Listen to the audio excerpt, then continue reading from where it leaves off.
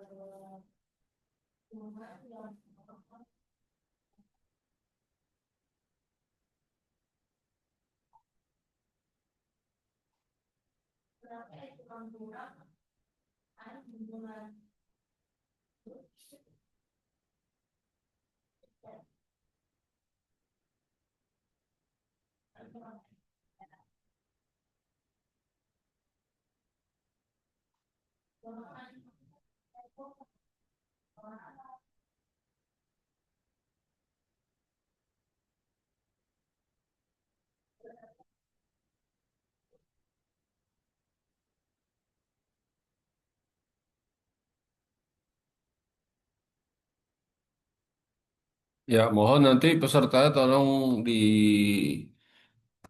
on cam ya, kameranya dan ditampilkan backgroundnya seperti ini, seperti saya ya.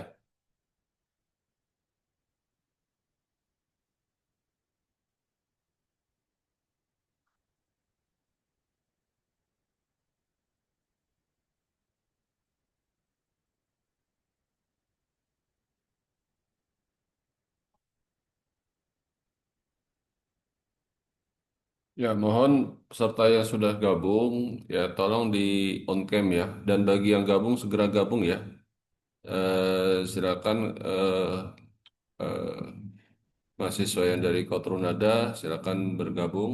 Ya, di sini sudah ada Nuraida. Nanti mohon Nuraida di on cam ya, karena narasumber menginginkan peserta itu on cam pada kameranya. Oke.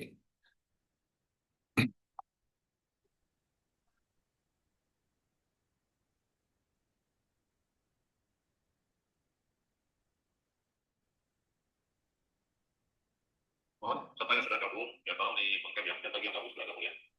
Silakan.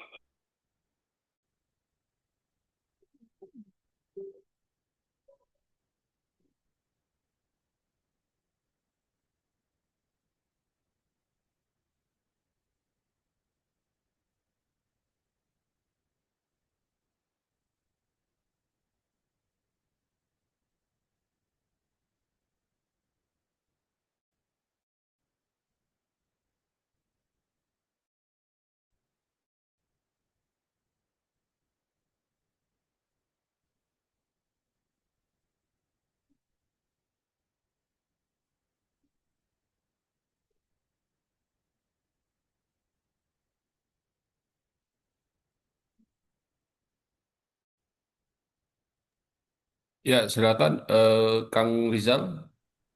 Mungkin kita, mungkin saya colek dulu ya Kang Rizal ya untuk narasumber ya.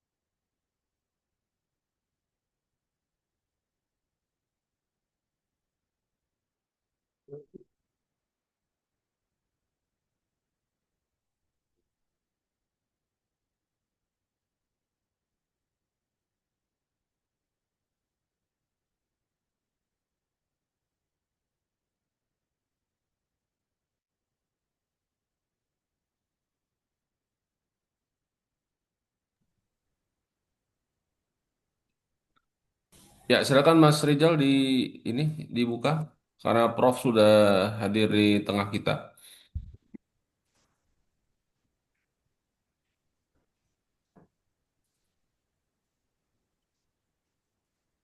Oke, Assalamualaikum warahmatullahi wabarakatuh. Waalaikumsalam Waalaikumsalam warahmatullahi warahmatullahi wabarakatuh. Alhamdulillah, nahmadu wa nasta'inuhu wa na'udzu billahi min shururi anfusina wa min sayyiati a'malina may yahdihillahu fala mudilla lahu wa man yudlil fala hadiya lahu. Asyhadu an la ilaha illallah wahdahu la syarika lahu wa asyhadu anna Muhammadan abduhu wa rasuluhu alaihi wa sallam. Faqad qala Allah ta'ala fi Qur'anil Karim, a'udzu billahi minasyaitonir rajim. Bismillahirrahmanirrahim.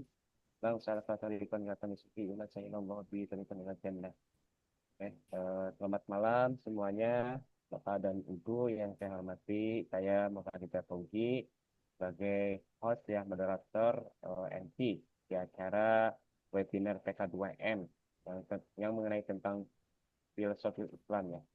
Di sini sudah ini ya terhadir ya Ustadz Prof ya Samsudin Arif ya. Gimana kabarnya Prof?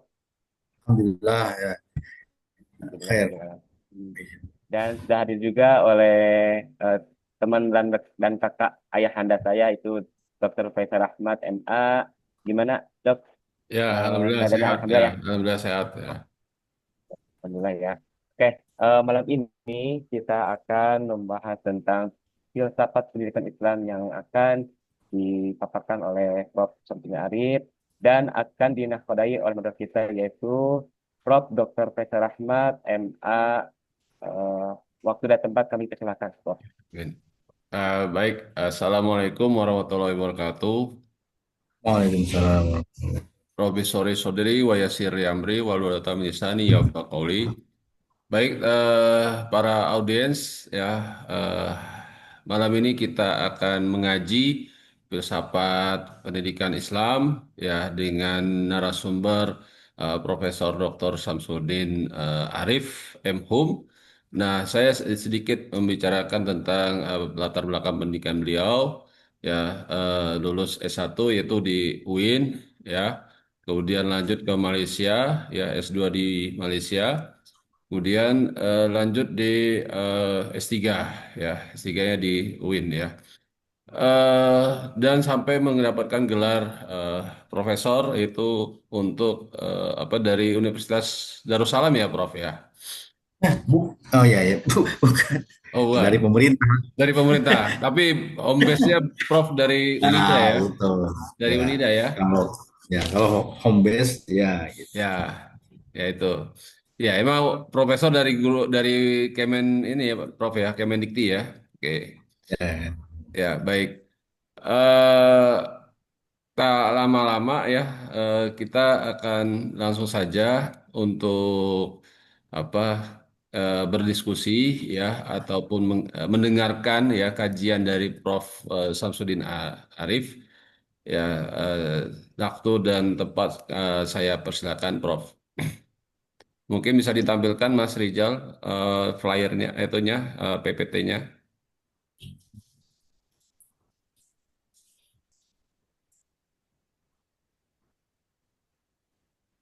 oke, saya share screen dulu. Ya, Silakan. ya, oke, baik.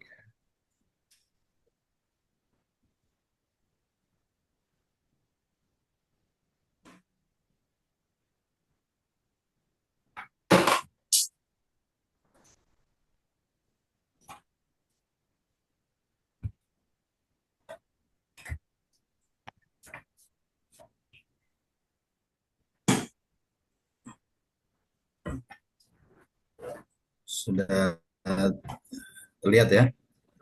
Sudah, Prof. Voting control. Oke.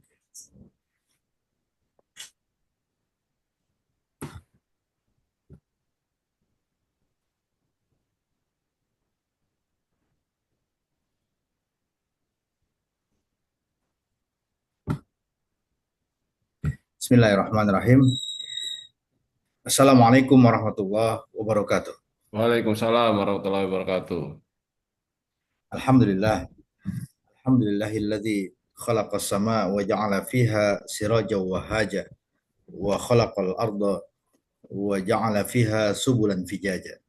Asyhadu an la ilaha illahu may yattaqih yaj'al lahu min kulli dhiqin makhraja wa min kulli hammin faraja. Wa nashhadu anna Muhammadan abduhu wa rasuluhu al-mab'utsu bil Qur'an wa lam yaj'al lahu 'iwaja. Sallallahu alaihi wa ala alihi wa sahbihi ar-radina bil islami dinan wa minhaja wa kulli man ihtada bihadihi wastanna bi sunnatihi wa dakhala fi dinillahi afwaja. Subhanakallahumma la ilma lana illa ma 'allamtana innaka antal alimul hakim. Allahumma iftah lana hikmatak wanshur alaina min khazain rahmatik wa marzuqna fahman nabiyyin wa hifdzal mursalin wa ilhamal malaikatil muqarrabin bi rahmatika ya arhamar rahimin. Amin, amin. Bapak, Ibu-ibu, saudara-saudari yang saya hormati, ya, pertama saya mengucapkan terima kasih kepada Pak Dr. Faisal Rahmat Ya, sama-sama dan Prof. Pak Ustadz Rizal, Teddy, ya, Teddy Humaydi, ya.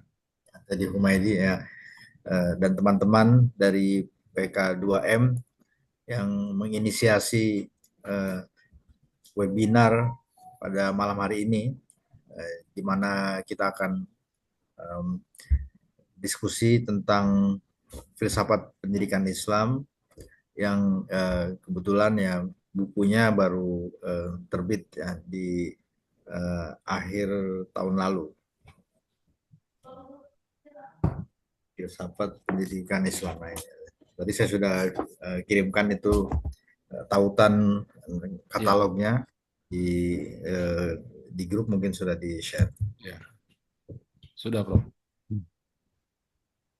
Saya pindah ke slide berikutnya.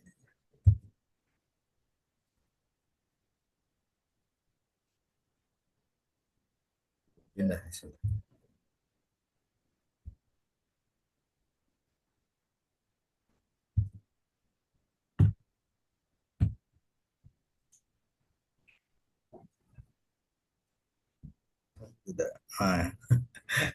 Oke. Agak telat ini. Nah, ya sebelum saya mengulas isi ini, sedikit pengantar. Ya, jadi kalau kita mau bicara tentang filsafat pendidikan Islam, ini metode yang saya tempuh dalam buku ini, kita harus memahami berarti tiga. Kita memahami apa itu filsafat, apa itu pendidikan, dan apa itu Islam. Nah, kalau kita sudah mengerti tiga istilah, tiga konsep ya, yang dimaksud dengan istilah ini yang dirangkum dalam nomenklatur filsafat pendidikan Islam, kita memahami satu persatu itu komponennya, ya, kita akan dengan mudah bisa memahami apa yang dimaksud. Pertama, tentu saja kita membahas itu filsafat ya. Ringkasnya sih gini ya, filsafat itu karena judulnya adalah filsafat pendidikan Islam. Filsafat itu apa sih? Nah, filsafat itu istilah yang digunakan untuk tiga hal. Pertama, ya, dia filsafat itu berarti disiplin ilmu, berarti cabang ilmu ya, sama seperti ada psikologi, ada biologi, ada fisika, ada sosiologi, ada sejarah, ada juga filsafat. Berarti ini ya kalau disiplin ilmu bukan hanya ada mata kuliahnya, tapi bahkan ada program studinya. Ada program studi filsafat tuh di UI, di UGM ada ya. Kalau di UGM bahkan bukan hanya prodi filsafat itu, sampai fakultas filsafat UGM itu mungkin satu-satunya di Indonesia, di kampus negeri yang ada eh, tidak hanya jurusan, tapi fakultas filsafat, dan di dalamnya itu ada beberapa prodi. Itu filsafat sebagai disiplin ilmu, berarti filsafat yang memang dipelajari secara formal, secara terstruktur. Kemudian arti yang kedua atau pemakaian uh, yang kedua, uh, filsafat itu uh, adalah kegiatan. Kegiatan ini maksudnya apa yang dikerjakan, apa yang dilakukan oleh manusia. Nah, berarti kalau filsafat dalam arti kegiatan itu bukan hanya di kampus. Nah, berarti bisa saja orang itu nongkrong di pos siskamling, tapi dia berfilsafat. Atau ya orang itu mungkin sedang naik ke gunung, sedang camping misalnya, tapi dia berfilsafat. Bagaimana itu dia? Saya bilang sebagai kegiatan, filsafat itu bukan kegiatan manual, bukan kegiatan tangan, bukan kegiatan kaki. Bisa jadi mungkin ibu-ibu, dia sedang memasak, tapi dia berfilsafat. Kenapa bisa orang sedang memasak disebut dikatakan dia sambil berfilsafat, atau sebaliknya dia berfilsafat sambil memasak? Nah, itu karena filsafat adalah kegiatan pikiran, kegiatan akal. Berarti kalau dia memasak, menggoreng misalnya, itu kan kegiatan tangan ya, kegiatan manual menggoreng. Tapi kalau dia sambil menggoreng itu kan, sambil memasak itu dia bisa mendengarkan lagu. Nah, itu berarti dia tidak berfilsafat kalau dia mendengarkan lagu. Atau dia sambil nonton TikTok gitu kan, dia tidak berfilsafat. Tapi kalau dia sambil memasak, dia berpikir. Nah, berpikir itu adalah kegiatan yang disebut sebagai berfilsafat. Kegiatan yang disebut berfilsafat itu apa? Itu tiga ya. Yang pertama itu bertanya-tanya, wondering. Yang kedua itu mempertanyakan, questioning. Dan yang ketiga itu adalah memikirkan ulang, rethinking. Jadi kalau Anda misalnya Anda sedang naik bis misalnya, sedang di atas, mungkin sedang mengendarai motor gitu, tapi Anda berfilsafat kalau Anda melakukan salah satu atau dua atau tiga-tiganya itu, melakukan wondering, bertanya-tanya misalnya, kenapa ya, kenapa manusia itu nah begitu, atau kenapa eh, Anda bisa mempertanyakan banyak hal. Kalau mempertanyakan misalnya sistem pemerintahan, nah itu berarti eh, filsafat politik ya. Anda bertanya-tanya, kalau bertanya-tanya itu kan bukan bertanya kepada orang lain, tapi bertanya-tanya itu di dalam benak, dalam pikiran. Kemudian Anda mempertanyakan. Nah, mempertanyakan itu berarti eh, tidak menerima begitu saja. Misalnya ini, kok bisa ya ada orang yang sebenarnya tidak kompeten, tapi malah dia terpilih atau dia menang pemilu. Sementara ada orang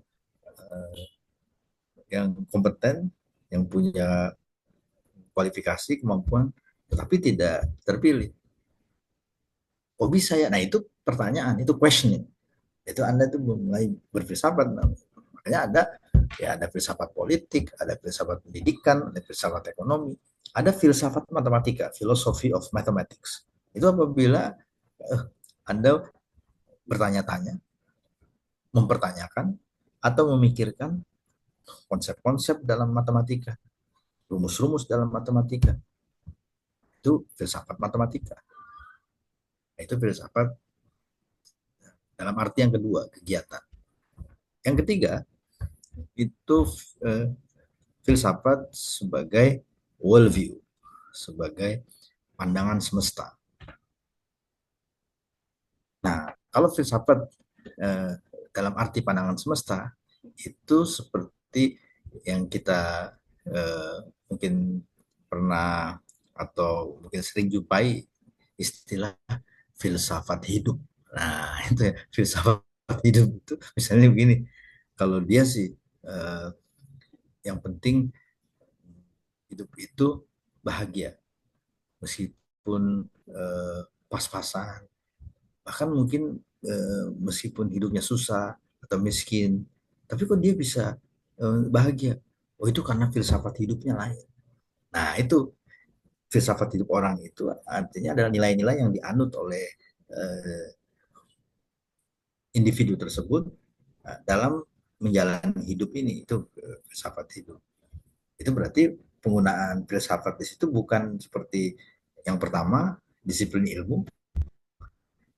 Jadi semua orang yang hidup itu punya filosofi. Filosofi itu artinya pandangan semesta. Bagaimana dia memaknai sesuatu, khususnya kalau terkait dengan dirinya. Nah, itu bagaimana dia memahami kehidupan dirinya dan kehidupan semesta ini. Ada orang yang um, dia sudah sangat menderita menurut menurut pandangan umum, tetapi dia sendiri biasa-biasa saja. Dia sendiri tidak merasa susah, tidak bersedih. Sebaliknya, kan kita lihat ada orang yang dalam pandangan umum ya, itu disebut kaya karena hartanya berlimpah, tetapi dia tidak bahagia. Nah, itu karena filosofi hidupnya beda. Kita temukan tuh istilah uh, falsafah hidup atau filsafat hidup orang Jawa.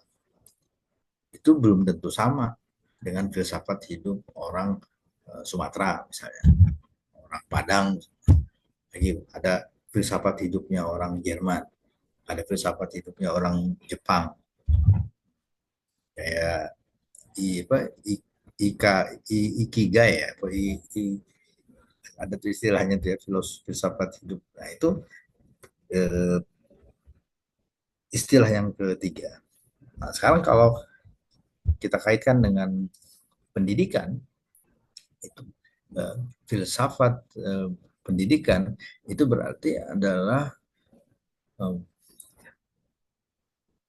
disiplin ilmu. Berarti makanya ada mata kuliahnya, makanya ada bukunya, filsafat pendidikan. Nah, itu mata kuliah berarti itu bisa dipelajari ya per satu semester atau mungkin sampai beberapa semester. Kemudian yang kedua, filsafat pendidikan itu adalah upaya untuk tanya-tanya, mempertanyakan, dan memikirkan ulang. Sebenarnya pendidikan itu apa? Sebenarnya pendidikan itu untuk apa? Nah, itu tujuan. Kemudian sebenarnya pendidikan yang bagus itu seperti apa? Karena kita lihat sekolah itu ada banyak, bukan hanya banyak jumlahnya, tetapi banyak bentuknya. Ada sekarang ada sekolah alam. Kenapa orang buat sekolah alam? Dan kalau di Bintaro sini itu uang pangkalnya sama seperti masuk fakultas kedokteran. Kemudian SPP bulanannya juga mahal. Tapi orang tua kok mau? Oh, itu beda. Sekolah alam. Saya bukan apa bukan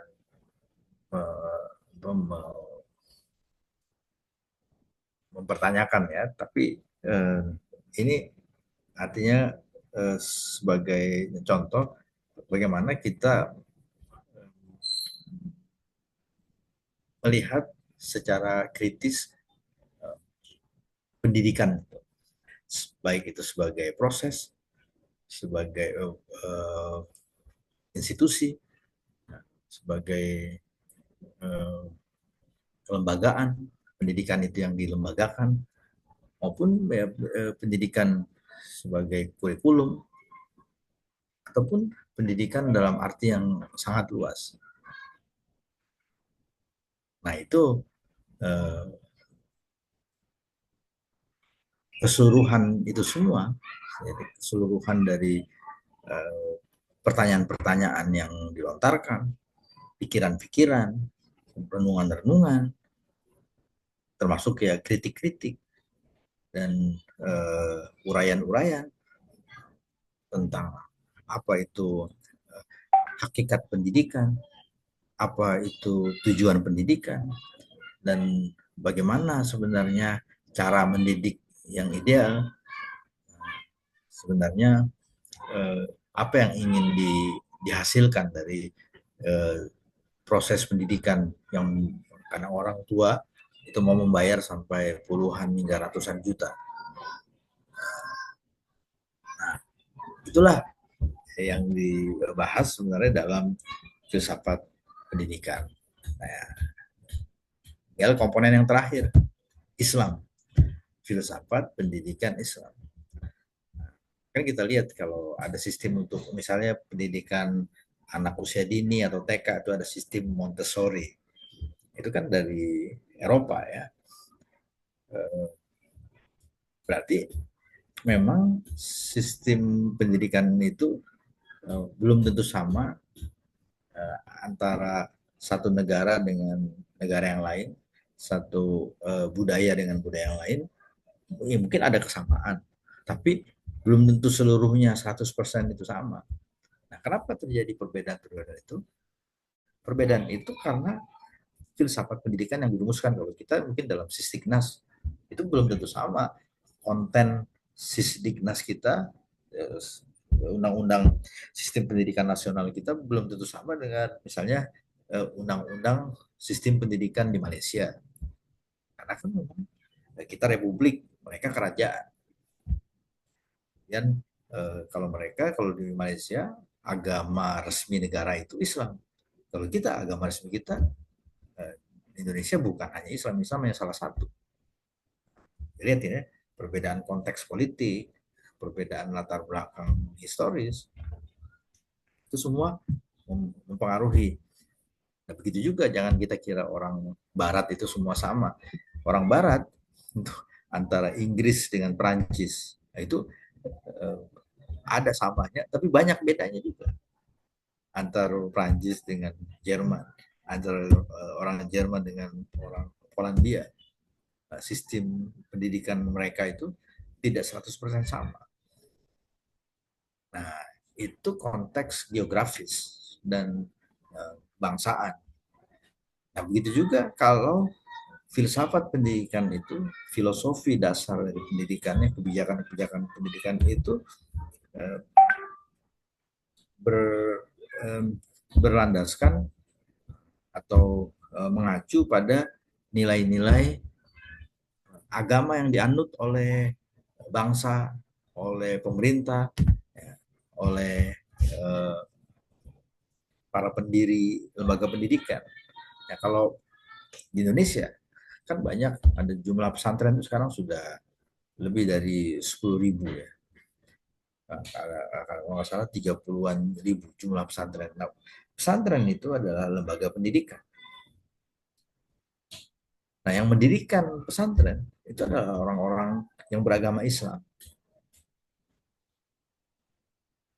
Nah, berarti pesantren itu mungkin para pendirinya, para pengelola pesantren, itu mereka punya pemaknaan sendiri, punya konsep yang belum tentu sama dengan konsep atau pemahaman mengenai pendidikan yang umumnya dianut oleh orang-orang yang mungkin tidak mengacu pada nilai-nilai ajaran Islam.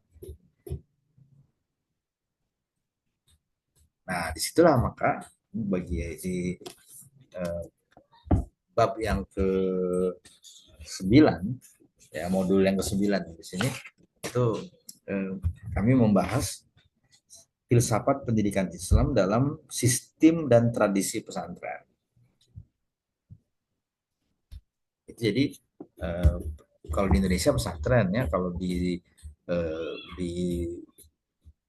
India disebut madrasah, kalau di Turki disebut TK, kalau di daerah eh, Tunisia, Aljazair, Maroko, mereka sebut zawiyah. Nah, sama lah kalau di Jawa disebut pesantren misalnya, atau pondok. Tapi kalau di Sumatera disebut surau, kalau di Aceh disebut menasah. Itu lembaga pendidikan agama. Jadi eh, sekolah, tempat belajar mengajar, tempat penyelenggaraan pendidikan, tapi yang membawa, yang mencerminkan nilai-nilai pendidikan menurut ajaran agama Islam. Nah, yang belum tentu sama dengan nilai-nilai acuan filosofi pendidikan yang dipegang atau yang melandasi kebijakan-kebijakan pendidikan yang mungkin eh, dari agama lain gitu, atau yang tanpa agama. Karena pendidikan di Barat itu kan, misalnya di Amerika, mereka mengatakan pendidikan kami adalah pendidikan sekuler. Artinya tidak ada mata pelajaran agama di sekolah. Itu kalau sekuler begitu. Nah, berarti kan itu kebijakan. Kenapa ada kebijakan bahwa sekolah tidak mengajarkan agama. Jadi kalau anak-anak mau belajar agama, ya silakan mereka ke gereja atau cari pastor, ya, atau mereka ke komunitas. Gitu. Artinya eh, pelajaran agama itu dianggap urusan pribadi. Jadi bukan urusan pemerintah, bukan urusan sekolah. Itu kalau eh, memang sistemnya adalah sistem pendidikan yang sekuler, di mana pendidikan itu dikatakan harus netral. Nah, tidak ada di situ unsur-unsur agama di bawah-bawah. Walaupun tentu saja di Amerika pun ada sekolah berbasis agama ya, makanya ada Universitas Katolik di Amerika itu, di Washington DC, American Catholic University, bukan Catholic University of America, CUA. Kalau cari di website itu Catholic University of America. Kalau di Belanda itu Universitas Katolik di Nijmegen. Kalau di Indonesia banyak lah ya, ada Atma Jaya. Kalau di Bandung ada Parahyangan. Itu universitas berbasis agama. Nah itu berarti memang ada nilai-nilai agama yang diwujudkan dalam mungkin ya rumusan kebijakan pendidikan. Nah, itu contoh bahwa memang pendidikan itu ada filosofinya.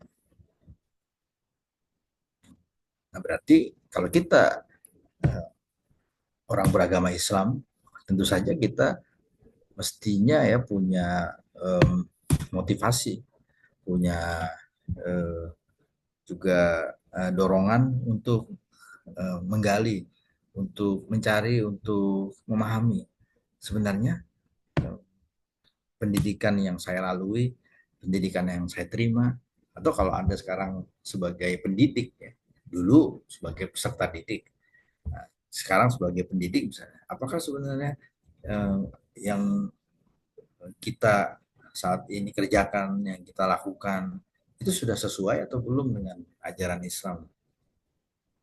Kalau kita sebagai pendidik, berarti apakah pendidikan yang kita selenggarakan itu sesuai? Itu kan pertanyaan, apakah sesuai dengan ajaran Islam? Pertanyaan itu, mempertanyakan itu tadi saya questioning, itulah jadi mempertanyakan pendidikan, uh, apakah itu sesuai dengan ajaran Islam, itu salah satu perwujudan, salah satu contoh filsafat pendidikan Islam atau berfilsafat tentang pendidikan Islam. Berfilsafat tentang pendidikan Islam. Nah, kalau itu dibicarakan santai sambil ngobrol di kafe, itu uh, filsafat pendidikan Islam, artinya Anda berfilsafat filsafat pendidikan Islam sebagai kegiatan. Tapi kalau Anda itu pelajari secara formal, secara terstruktur, ada bukunya, ada dosennya, ada profesornya, nah itu filsafat pendidikan Islam sebagai disiplin ilmu. Ya, itu mungkin pengantarnya.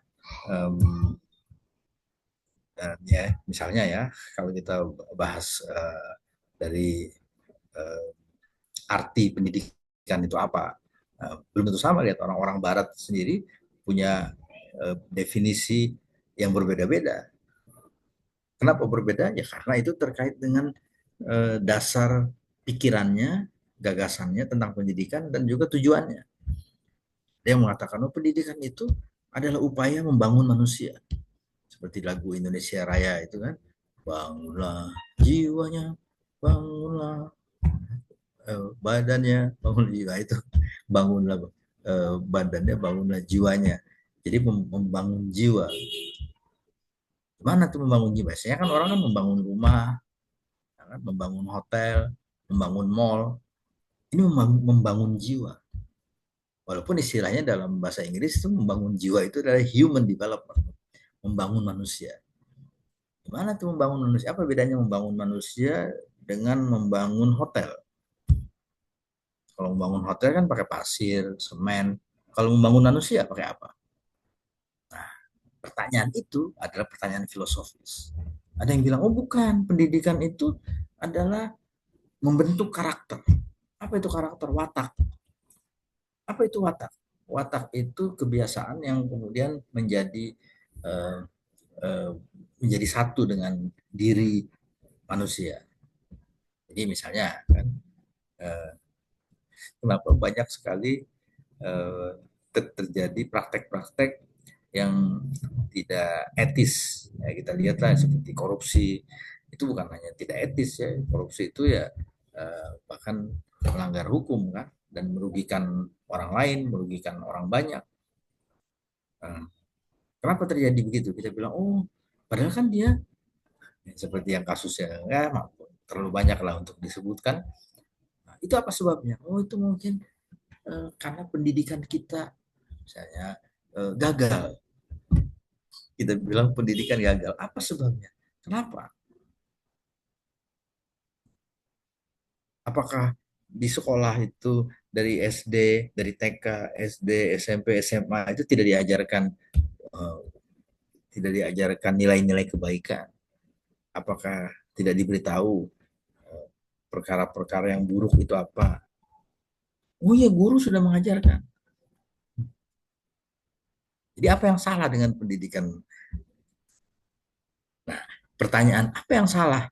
Itulah tadi ya, questioning, wondering, dan rethinking education. That is philosophy of education. Lagi yang mengatakan education is the training of the physical and mental faculties in such a way as to produce a broad, enlightened, mature outlook harmoniously combined with maximum cultural development. Ini definisi yang sangat panjang yang menekankan di sini latihan, training gitu ya, latihan. Jadi pendidikan itu adalah proses melatih fisik dan jiwa manusia supaya potensi-potensinya, faculties itu daya kemampuan-kemampuan yang dimiliki manusia itu jadi terbentuk dan berkembang. Berkembang itu berarti dari kemampuan itu dari kecil jadi besar. Tadinya kemampuannya kecil, tapi sesudah dia bersekolah, sesudah dia melalui pendidikan, maka kemampuannya itu jadi membesar. Nah, itu maksudnya berkembang begitu. Dari kecil jadi besar. Atau kemampuannya tadinya sedikit, tapi sesudah dia sekolah, sesudah dia kuliah, kemampuannya dari sedikit jadi banyak. Nah, itu berarti dia sudah berkembang. Yang bilang, ya itulah tujuan dari pendidikan. Maka disusunlah kurikulum itu untuk mencapai tujuan tersebut. Ada yang bilang, ya pendidikan itu intinya adalah belajar secara tersusun, an ordered series of studies. Makanya kalau ada ikut pendidikan kedokteran, namanya kan apa? Prodi, program studi. Studi artinya belajar, program artinya rencana. Jadi program studi itu rencana belajar. Berarti gini, kalau ingin jadi dokter harus belajar. Bagaimana belajarnya? Harus tersusun belajarnya. Misalnya di masa belajarnya 8 semester. Satu semester 5 bulan. Nah, dalam 5 bulan itu belajar ini. Jadi semester pertama belajar ini, semester kedua belajar itu, semester ketiga. Nah, itu dibilang ordered series of studies. Jadi belajar secara terancang, terencana, dan tersusun dan bertahap. Itulah pendidikan. Kalau sudah selesai mengikuti proses itu, dan barulah bisa disumpah menjadi dokter. Nah, mungkin karena itu kita melihat ada kasus perundungannya, bully itu yang di kasus di Semarang itu katanya pendidikan dokter spesialis dibully sama mentornya sampai dia akhirnya bunuh diri. Nah, kita tanya lah itu gimana itu? Nah, mungkin karena pendidikan dipahami dalam arti yang paling bawah ini. Pendidikan itu adalah belajar secara terancang, secara tersusun, bertahap sampai selesai. Jadi tidak ada mungkin di atasnya itu yang definisi kedua bahwa pendidikan itu pendidikan akhlak. Pendidikan itu harus pembentukan akhlak. Jadi dokter itu bukan hanya pengetahuannya, bukan hanya aspek kognitifnya, tetapi juga aspek akhlaknya.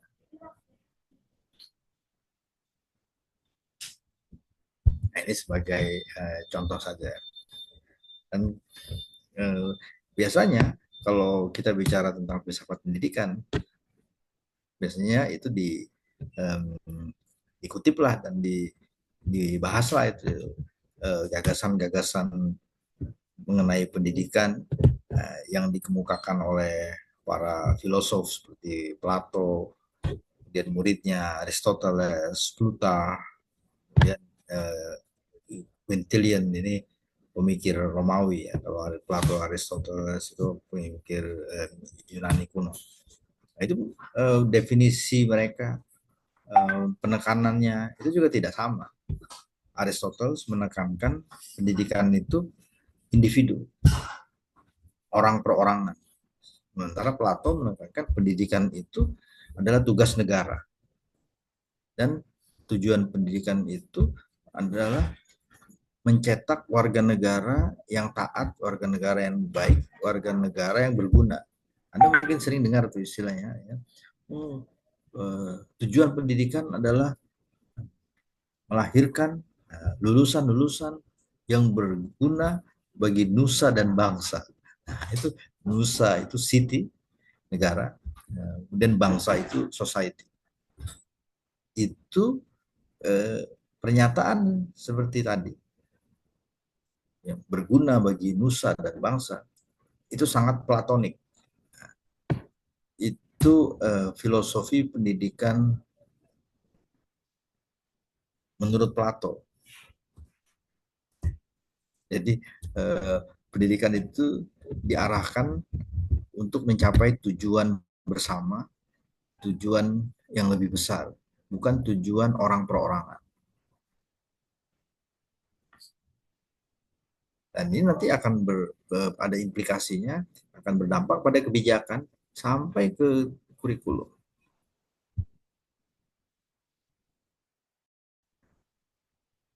Kalau kita bicara filsafat pendidikan Islam, itu karena kita orang Islam.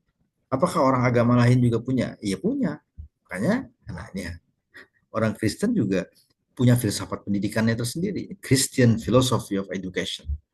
Filsafat pendidikan Kristen. Ini saya baca. In the Christian West. Di dunia barat. Yang penduduknya beragama Kristen. The doctrine of original sin called all educational thought. Doktrin itu ajaran, ya. kalau kita macam akidah gitu, akidah mengenai dosa turunan itu mewarnai, ini bukan kata saya ini ya, kata McConaughey nih, penulis buku ini, saya hanya mengutip. Jadi akidah Kristen itu mewarnai semua pemikiran pendidikan, semua filsafat pendidikan sebelum zaman Renaissance. Renaissance itu zaman kelahiran kembali, berarti sebelum tahun 1300-an. Man was defined as a fallen being, his inmost nature, great wickedness, redeemable only by the saving power of Christ. Jadi pendidikan itu harus mengacu pada nilai-nilai agama Kristen. Tapi kemudian katanya sesudah tahun 1300-an, tahun 1900-an terjadi sekularisasi. Sehingga akhirnya pendidikan di barat itu lama-kelamaan bukan hanya menyingkirkan, meninggalkan, bahkan membuang agama dan memusuhi agama. Itu mengapa akhirnya ya di barat sistem pendidikan yang berkembang adalah sistem pendidikan sekuler. Nah, sekarang apakah kita mau ikut-ikutan? Kalau menurut orang barat, pendidikan yang maju itu adalah pendidikan modern. Dan pendidikan modern adalah pendidikan yang sekuler. Sekuler artinya tidak membawa nilai-nilai agama. Di sekolah, di bangku kuliah, di kampus. Itu sekolah dan kampus harus steril dari agama. Itu sistem pendidikan sekuler. Itu yang menurut orang barat sistem yang bagus. Apakah kita orang Islam mau begitu juga? Nah, tentu mereka punya alasan. Alasannya itu juga filosofinya. Anda bisa baca ini ya. Ini apa tuangan apa itu ya, curahan gagasan mengenai pendidikan oleh Rousseau, Jean-Jacques Rousseau dalam bukunya itu Emile, kemudian Werner Jaeger orang Jerman dalam bukunya Paedia, dan John Dewey ini Democracy and Education. Ya mungkin itu saja pengantar dari saya. Semoga bermanfaat. Nanti kita bisa lanjutkan kalau perlu detail ya di lain kesempatan insya Allah. Baik, saya kembalikan. Baik, terima kasih Prof atas pemaparannya. Wah, sangat menarik ya Prof ya. Ya, jadi filsafat pendidikan Islam itu ya mencakup ya semua kajian-kajian di bidang ilmu pendidikan ya Prof ya. Ya, terutama ya dalam hal ya bagaimana manusia itu bisa memaknai apa yang manusia lakukan ya.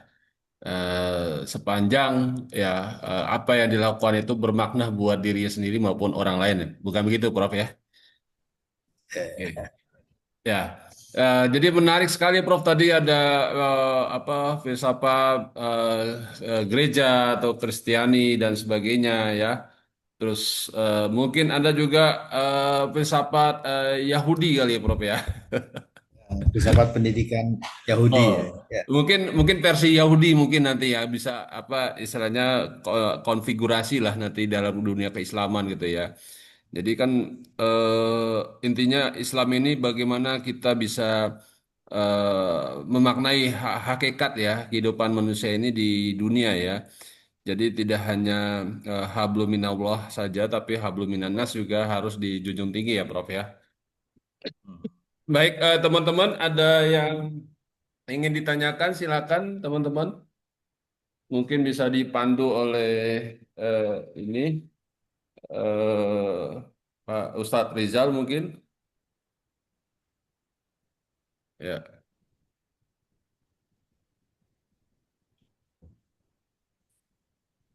Ya, Ya silakan tidak teman-teman ada yang mau ini, tidak ditanyakan. mesti bertanya. Boleh boleh berkomentar juga, boleh berkomentar Boleh komentar, atau silakan. mungkin ada sharing juga boleh.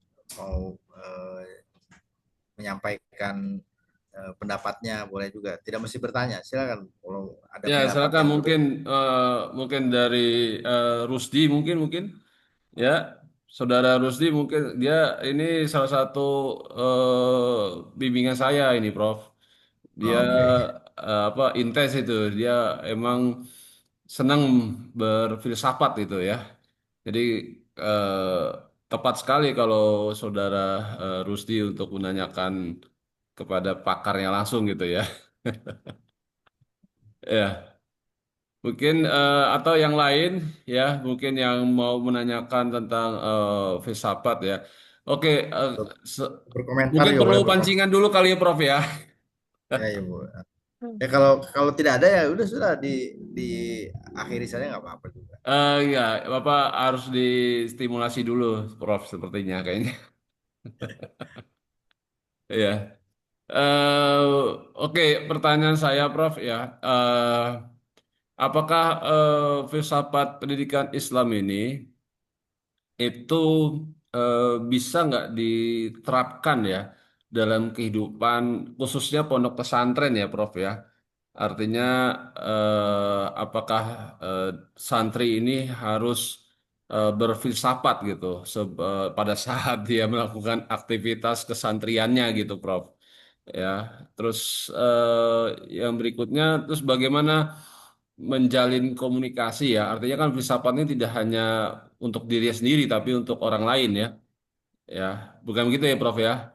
Jadi, Ya. eh, bagaimana nih cara menumbuhkan komunikasi ya, komunikasi yang efektif, artinya menyampaikan pesan itu bermakna kepada yang menerima pesan sehingga penerima pesan ini ya bisa memahami ya alur alur informasi yang disampaikan oleh pemberi pesan gitu, Prof. Jadi banyak sekali kayak semacam apa ya penafsiran ya, salah penafsiran istilah-istilah kayak togut segala macam ya untuk membid'ahkan komunitas lain gitu, Prof. Padahal kita sama-sama Muslim dan sebagainya. Nah, ini mungkin perlu siraman dari Prof nih untuk apa istilahnya meluruskan ya kayak multi-multi tafsir ya kadangkala ya apa komunitas tertentu itu ketika ada komunitas yang di luar komunitasnya itu langsung membid'ahkan seseorang gitu, Prof. Ya, jadi mungkin mungkin banyak ya ini mungkin ada kaitan dengan filsafat pendidikan ya. Kayak ada yang gap dalam apa pemikiran ya. Ada yang gap dalam pemikiran dalam pemangku pendidikan di Indonesia gitu, Prof. Khususnya ranahnya di bidang apa pendidikan agama Islam gitu, Prof. Ya, ataupun pendidikan tinggi yang berafiliasi kampus-kampus Islam gitu, Prof. Mungkin bisa Prof berikan siraman sedikit gitu, Prof. Baik, terima kasih, Prof. Ya. Ya ini saya lihat di eh, pertanyaan ini ada beberapa poin tuh. Ya, betul. Pertama, apakah bisa itu filsafat pendidikan itu diterapkan? Ya, Hmm, pertanyaan itu sebenarnya pertanyaan terlambat, nah, karena ya.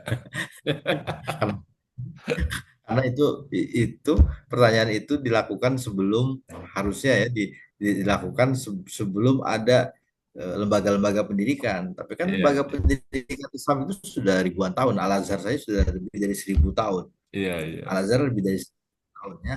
Nah, eh, artinya pertanyaan tadi jawabannya afirmatif. Jawabannya iya. Afirmatif. Filsafat filsafat pendidikan Islam itu bukan hanya ada, bukan hanya bisa. Kalau bisa itu kan seolah-olah belum belum terjadi, baru Hmm, baru bayangan, baru konsep. Enggak, sudah dipraktekkan. Filsafat pendidikan itu sudah dipraktekkan.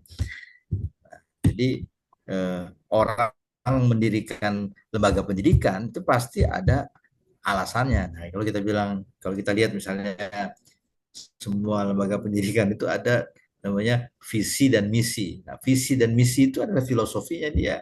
Hmm.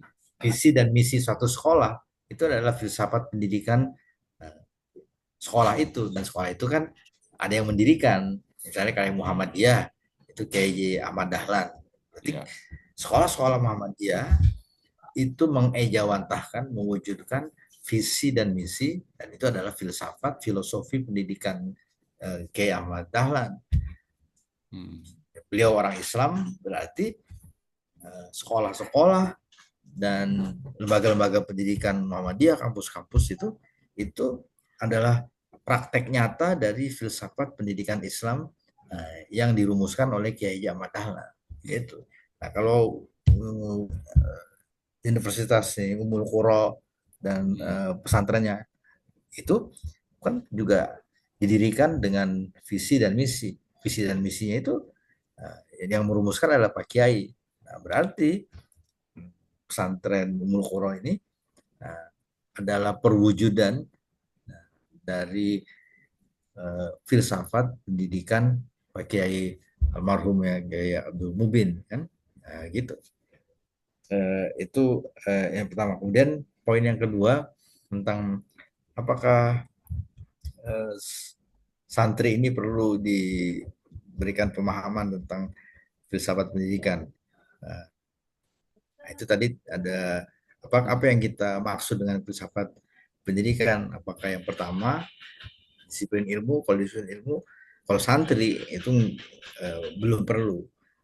Makanya kan tidak ada pelajaran itu ya untuk kalau kalau pelajaran tarbiyah wa ta'lim di pesantren itu lebih pada aspek teknisnya ya. Bagaimana metode mengajar gitu aja kan. Walaupun ada sih teori-teori psikologi pendidikan, psikologi anak gitu kan, psikologi anak didik supaya kalau dia nanti menjadi guru ya dia adalah bekal pengetahuan menghadapi anak didik kan gitu. Nah, tapi tidak sampai harus kalau dia mau menguasai ya makanya nanti dia selesai dari santri itu kan cuma anak SMP SMA. Nah, berarti kalau dia mau belajar filsafat pendidikan, nanti dia kuliah di PAI. Nah, dari S1, S2 sampai S3. Nah, kalau masih santri sebenarnya tidak perlu banyak-banyak. Jadi belajar itu semua sedikit-sedikit tapi yang prinsip-prinsipnya belajar fikih, belajar usul fikih, semua itu sedikit-sedikit. Nah, untuk pendalamannya, untuk lebih kuatnya, lebih banyaknya, nanti di jenjang yang berikutnya di kampus ya. Itu poin yang kedua. Apakah santri perlu diajarkan filsafat pendidikan? Nah, tapi sebenarnya para pengasuh pesantren itu mereka tidak mengajarkan tidak filsafat pendidikan melalui mata kuliah karena memang belum belum perlu dan tidak sesuai dengan tingkatan akalnya ya. Tetapi yang diajarkan itu adalah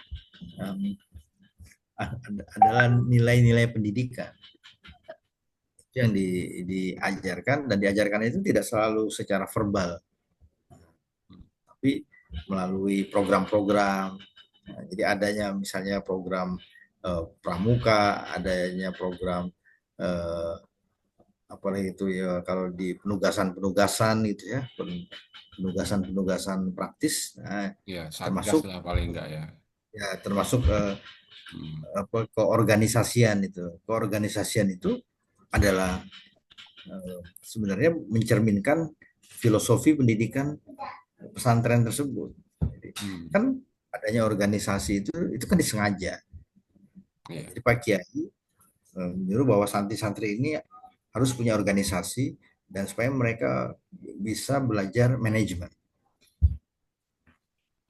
Nah, itu karena inti daripada kehidupan nanti kalau dia santri-santri itu dewasa itu adalah koordinasi kan, koordinasi teamwork dan itu melalui praktek-praktek itu. Jadi artinya filsafat pendidikan itu tidak diajarkan secara verbal, tapi dilakoni dalam bentuk program-program konkret di pesantren itu. Yang santri-santri itu mungkin tidak merasa baru bisa menjalani dan baru memahaminya nanti mungkin 20-30 tahun kemudian. Oh, pantesan dulu saya disuruh begini, pantesan dulu kami waktu santri diajarkan begini, kami ditugaskan begitu. Nah, itu berarti semua kegiatan, tugas-tugas, program-program yang ada di lembaga pendidikan di sekolah, di pesantren itu sebenarnya adalah manifestasi, adalah perwujudan dari filosofi pendidikan yang dianut oleh para pendiri sekolah tersebut. Kalau kalau sekolah negeri ya berarti oleh negara ya, negara. penyelenggara pendidikan. Kemudian yang terakhir tadi eh, apa tadi poin yang terakhir itu saya Ya kayak apa istilahnya oh itu yang komunitas kayak itu khilaf seperti ya. itu, Prof. Ya, memang pendidikan itu sebenarnya harus mengajarkan, bukan mengajarkan tapi menanamkan eh, sikap keterbukaan dan sikap toleransi ya. Toleransi itu bukan membenarkan yang salah dan menyalahkan yang benar, bukan. Toleransi itu eh, mengakui keberadaan Hmm. yang benar maupun yang salah, mengakui keberadaan yang baik maupun yang buruk, Hmm. Ya, ya, mengakui keberadaan yang halal dan yang haram. Kan gini, ya, karena dunia ini isinya tidak semua halal, ada yang haram, dan ya, kita harus tahu bahwa yang haram itu ada. Nah, dunia ini isinya tidak semua baik, banyak yang buruk, dan ya, kita harus mengakui bahwa yang buruk itu memang ada. Mengakui keberadaan, itulah ya, ya, toleransi. Nah, tapi bukan mengakui kebenaran. ya. Maksudnya gini, kalau kita mengakui bahwa yang baik itu benar, yang buruk juga benar, itu salah. Hmm. Jadi kita mengakui keberadaan yang baik dan yang buruk, tapi tidak mengakui kebenaran yang buruk. Kita Hmm. mengakui kebenaran yang baik. Yang baik. Ya. Nah, bahwa yang benar itu adalah yang baik. Kalau yang buruk itu tidak benar. Tapi kita mengakui ya keberadaannya. Dan sama juga Nabi. Ya, Nabi kan di Madinah itu hidup bersama komunitas Yahudi, Nasrani. Jadi di Ya. Madinah itu bukan hanya orang Islam, masih banyak juga orang Arab yang kafir, orang Arab yang musyrik. Makanya kan di dalam Al-Quran kita baca itu innalladzina kafaru min ahlil kitab wal Hmm. musyrikin. Nah itu Hmm. ahlil kitab itu Yahudi dan Nasrani. Jadi di Madinah itu ada komunitas non Muslim, Ya. Yahudi, Kristen. Jadi mereka tinggal sama-sama orang Islam ya, satu satu negara. Kalau kita mungkin satu kabupaten, satu provinsi, ya berbeda-beda agama. Nah, Nabi itu mengakui keberadaan mereka. Mereka itu ada. Nah, mengakui Hmm. keberadaan berarti ya menghargai lah, menghormati lah. Karena Nabi kan pinjam uang, menggadaikan Ya. baju perangnya kepada orang Yahudi. Ya. Berarti Nabi bersosialisasi, bertetangga, bergaul. Berarti mengakui keberadaan mereka, mengakui, menghormati, tetapi tidak mengakui kebenaran akidah mereka. Hmm. Nah, kalau mengakui kebenaran akidah, ya akidah itu kan keyakinan, itu ya, tidak boleh. Sama kayak kita jadi guru. Nah, murid kita nih, kita misalnya guru matematika. Murid kita Hmm. kan ada banyak tuh, kalau di satu kelas misalnya ada Hmm. 30, 30. Nah, murid-murid ini tidak tidak semuanya cerdas. Kalau kita kasih soal soal soal matematika, tidak semua jawaban mereka itu benar. Ada yang jawaban murid-murid itu ada yang salah. Nah, berarti kan jawaban itu ada yang benar dan ada yang salah. Kita mengakui keberadaan jawaban yang benar dan jawaban yang salah. Tapi kita tidak mengakui kebenaran jawaban yang salah. Misalnya, ada murid kita kasih soal, 2 tambah 3 sama dengan berapa? Dia jawab 5. Betul. Hmm. Ya. Ada lagi yang jawab temennya, satu bangku dia 2 tambah 3 sama dengan 6. Itu kan salah. Kita harus bilang, itu salah. Ya. Hmm. Tapi kita nggak bilang, ini 2 tambah 3 sama dengan 5 benar. 2 tambah 3 sama dengan 6 juga benar. Pokoknya semuanya benar. Nggak bisa begitu.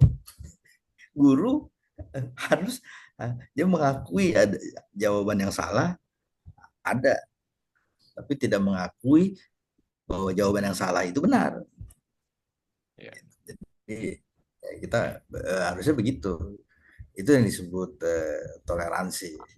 Toleransi itu kita mengakui dan menghormati adanya eh, orang, kepercayaan, pendapat yang berbeda. Tapi apakah semua pendapat itu benar? Itu kita harus tegas, harus punya pendirian, maksudnya pendirian. Kita harus tahu. Kayak guru tadi, kenapa jawaban ini salah?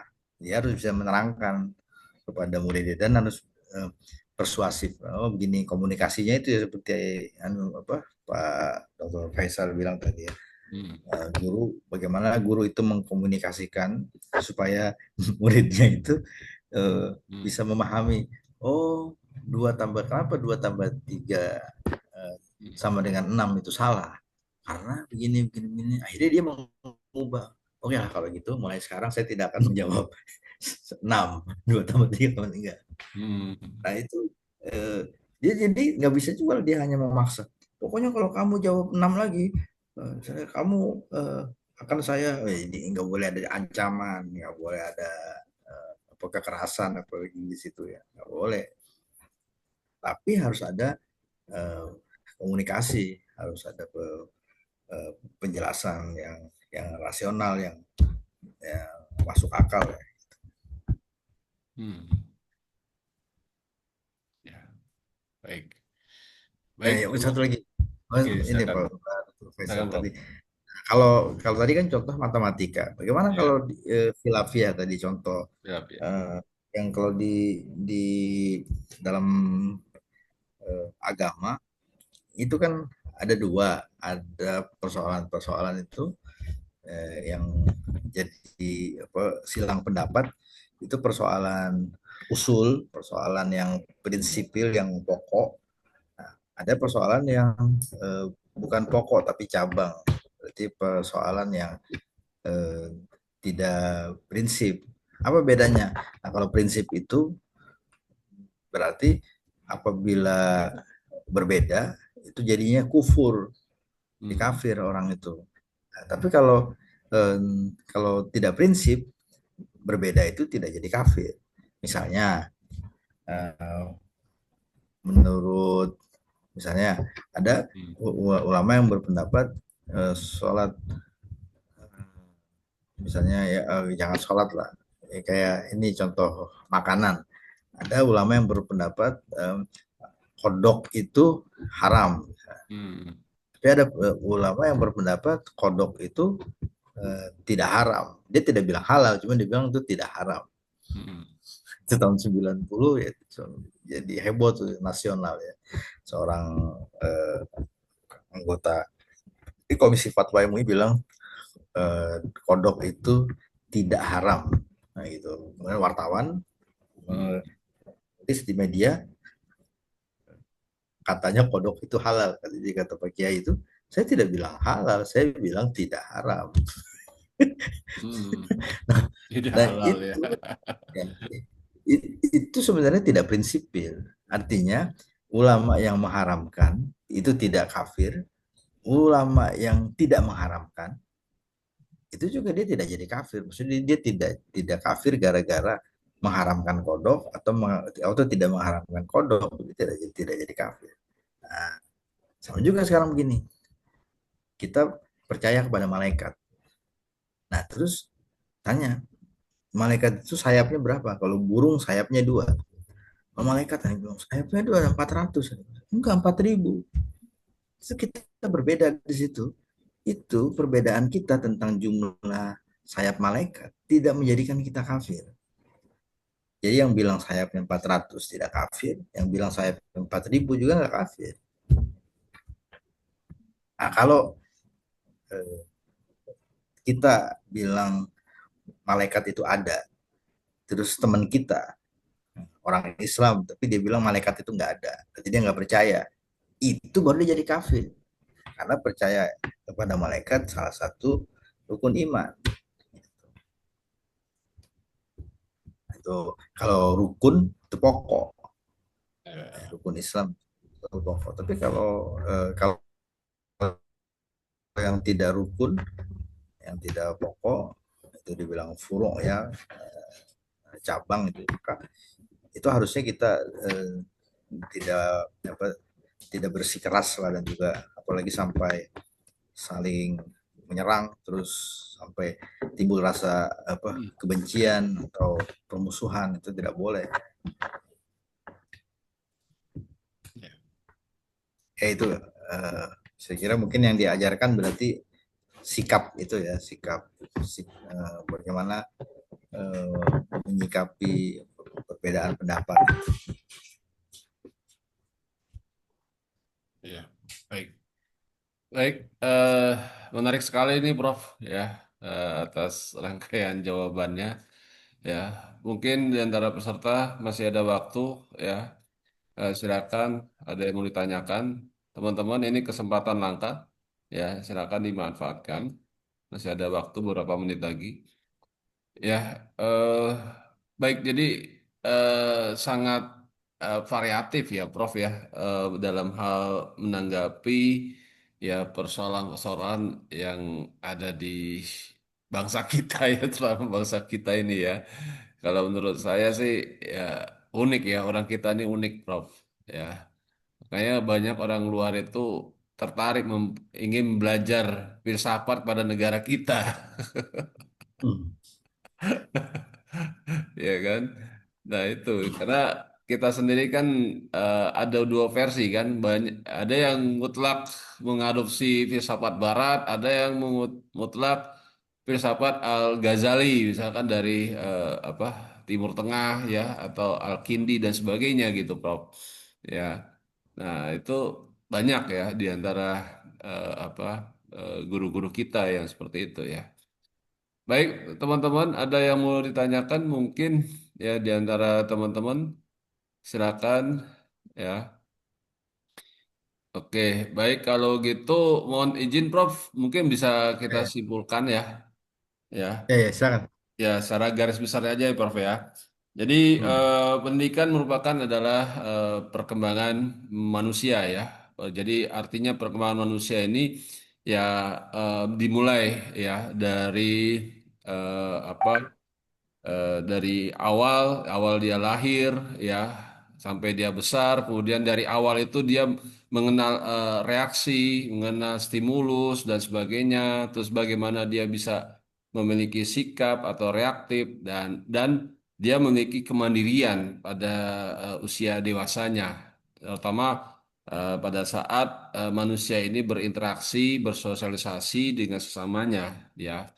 Nah, berikutnya adalah pendidikan merupakan formasi karakter ya. Tadi kan Prof sudah panjang lebar ya membicarakan tentang karakter ya, karena karakter ini sangat kalau menurut saya sangat beragam, Prof ya. Ya, jadi kita tidak hanya terpatut pada satu orang saja, satu karakter atau dari satu suku gitu, Prof ya. Oke, Hmm. ya. Terus kemudian edukasi ya, jadi pelatihan fisik dan mental ya, di mana perkembangan manusia itu akan menciptakan suatu keharmonisan ya, keharmonisan ya di apa di dunia ini ya. Artinya dengan kita mempelajari, saling memahami pribadi satu dengan yang lainnya, tentu ini akan menguatkan solidaritas kita sebagai manusia, ya, terutama untuk bangsa Indonesia, karena selama ini ya kita apa banyak terfaksi-faksi gitu, Prof. Ya, karena tidak ada Ini ya, rasa terkom. Hmm. ya terkotak-kotak gitu, Hmm. kalau saya bilang terfaksi-faksi gitu, Prof. Kalau bahasa orang filsafatnya, ya. Jadi jadi seperti itu. Makanya dengan adanya pendidikan filsafat pendidikan itu salah satu solusi ya, solusi bagi eh, pembentukan solidaritas ya untuk sesama manusia ya, sehingga manusia akan menjadi pribadi yang utuh dan unggul serta qualified ya di mata Tuhan, terutama Allah Subhanahu wa taala maupun sesama manusia dan makhluk hidup lainnya. Ya, jadi kurang lebih begitu ya, teman-teman. Baik, Prof. Mungkin ada sebelum kita menutup, mungkin ada sesi foto. Mohon para peserta di on cam, kalaupun bisa di on cam, silakan di on cam kameranya. Ya, mungkin bisa Mas Rijal bisa ngambil untuk fotonya mungkin. Pak, Ya, Pak dokter aja paling ya. Pak, saya agak ini Pak, takutnya agak ya baik. agak Mungkin dari saya aja mungkin ya, saya bantu. boleh kan dulu teman-teman, Mas, bapak-bapak dan kakak ya, boleh kakak aja ya kalau ini. Oke, Boleh di silakan. on cam dulu ya. Ya, Boleh di on cam dulu dari hitungan satu dan tiga, boleh di on cam dulu. Oke, kita ini aja, kita mulai aja tetap samanya. Oke, Pak dokter boleh di ini ya, itu ya. Oke, mulai ya. Dengan pada ini, oke. Satu, dua, tiga. Oke, sekali lagi. Satu, dua, tiga. Oke, baik. Terima kasih pada para peserta yang webinar di acara tentang filsafat pendidikan Islam yang dilaksanakan oleh Prof. Samsudin Arif ya, Ya, dan di MC-in oleh Pak Dr. Faisal Ahmad. Eh, dan Alhamdulillah acara demi acara kita sudah lalui dari baik dari materi, pertanyaan, dan beberapa ya yang bisa kita ambil hikmahnya, pelajaran yang disampaikan oleh Prof. Samsudin Arif. Dan kita tutup acara webinar ini dengan membaca doa kafaratul majelis. Subhanakallahumma wa bihamdika asyhadu an la ilaha illa anta astaghfiruka wa atubu ilaik. Oke, saya Muhammad Fauzi sebagai MC. Mohon maaf jika ada kekurangan perkataan dan ini ya apa namanya perkataan ya yang tidak bisa satu. Dan saya akhiri dengan mengucapkan Alhamdulillah dan mengucapkan salam. ya. Assalamualaikum warahmatullahi wabarakatuh. Waalaikumsalam warahmatullahi wabarakatuh. Ya, Baik, terima saya kasih pamit ya, Prof. Terima kasih Faisal ya. Pak Dokter. Nah, oke, terima kasih semuanya ya. Assalamualaikum. Islam.